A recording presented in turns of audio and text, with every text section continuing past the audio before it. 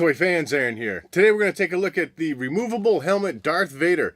This was released in the spring of '98. You're going to hear me say in the review, I thought it came out in '97, but I was wrong. It happens. Anyways, we're going to check out the freeze frame Darth Vader. So let's head to that table and check this one out. First, a quick look at the card, and this does come on that green Power of the Force card in what is also known as the freeze frame packaging, because as you can see on the left side of the card, it comes with a slide image from the movie. In this case, it is Luke Skywalker where he takes the mask off Darth Vader. These were things that you could put in a normal slide projector if you had one. And then also Hasbro also offered a slide projector viewer thing that you could look into. It looked like Luke's Hoth binoculars. So that gave you something to look at with these. Otherwise, through the blister, you get a nice view of the figure that you're getting. And on the bottom, a little sticker that notes the hand is detachable. It's got a removable helmet, and of course, as you see, it comes with a lightsaber. On the back side, you got a large image of the same thing that you had on the slide. Luke, again, taking the mask off Darth Vader. You could cut this out and keep it for whatever reason. Also, you see some other figures and stuff that were available at the time. You had your Beast assortment, which was the Sand Trooper and Dewback,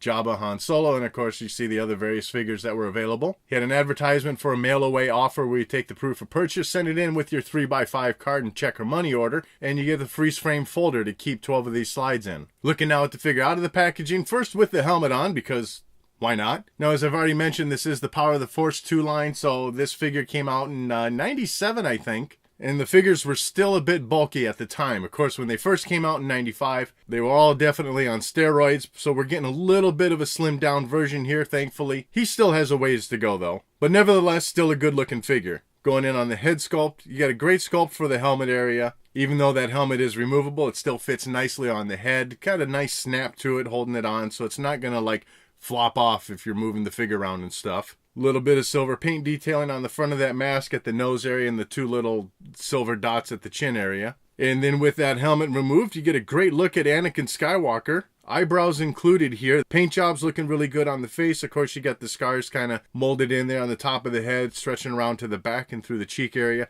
Nice paint job to it. And nice painting around those eyes, giving them that really dark look. Of course, you got a little bit more silver paint detailing where you got those inside parts of the mask detailed in there for the sculpting, so that's looking really good. And then even as that head spins around to the backside, you got some nice sculpting and silver paint detailing on the back of that neck piece as well. Through the arm and chest area, pretty much everything as you'd expect of Darth Vader. Again, still overly muscular, but aside from that, things are looking pretty good. Definitely getting the texture from his costume underneath. And then you got some lines in there for the gloves that he's wearing. Through the chest itself, nice silver and black paint detailing on that upper armor piece. You see those robes kind of molded in there, being tucked underneath his belt, so that's looking really good.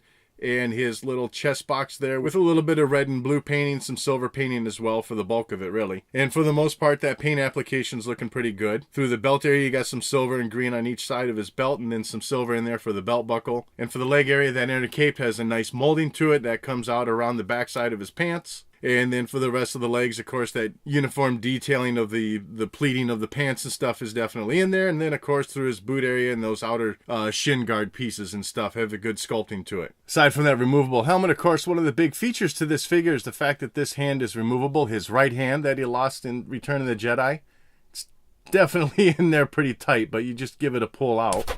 There we go. But as you can see, it's just a pressure fit in there. Really not much different than the way the hands are in there nowadays.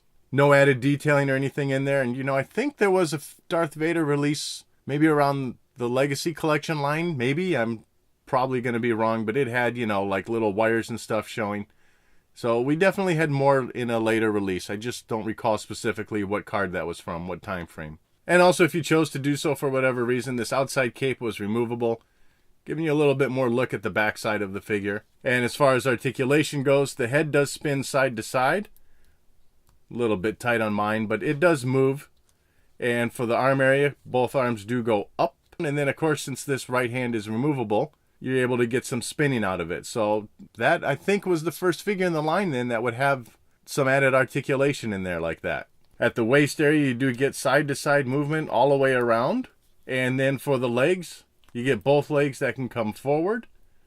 Not quite straight out, but that's what you get. Doesn't matter anyways, because this guy ain't going to allow him to sit down anyway, since that's pretty straight out. And so you're not going to get anything with the legs going back. And as far as accessories go, he does come with his red lightsaber, maybe? More of a washed out pink, really. And, you know, I don't think that was time either. I'm pretty sure that This just was not a red blade to start with. But this is what we got, unfortunately. As far as the handle sculpting, though, everything looks like it should. It's just all painted black. But otherwise, the sculpting of the lightsaber hilt looks exactly as it should, really. Of course, over time, even these accessories got better in the line. So overall, this really is a great-looking figure.